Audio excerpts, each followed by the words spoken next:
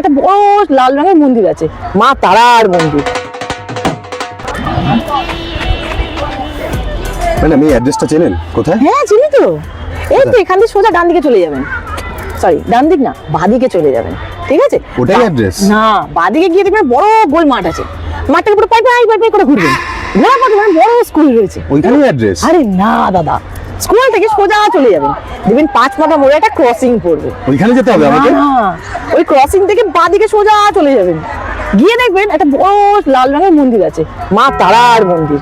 ওই মন্দির থেকে ঠিক অপোজিটে তাকাবেন। ওইখানে দাঁড়াতে হবে? না, ওখানে দেখবেন একটা বড় চায়ের দোকান আছে, বলছিটা কি, চায়ের দোকানে চা খেয়ে দেখবেন একবার যখন যাচ্ছেনই। ওইটাই মালাই, address? না দাদা, ওখানে মালাই চাটা খাবেন, হেভি করে। আর যে চায়ের দোকানটা যায় তাকে গিয়ে অ্যাড্রেসটা দেখাবেন দাদা, উনি আসলে অ্যাড্রেসটা বলতে পারবে, আমি বলতে পারবো না দাদা, আমি চিনি না। এই কি ছোটবেলায় একটা ডোজ মিস হয়ে গেছিল নাকি?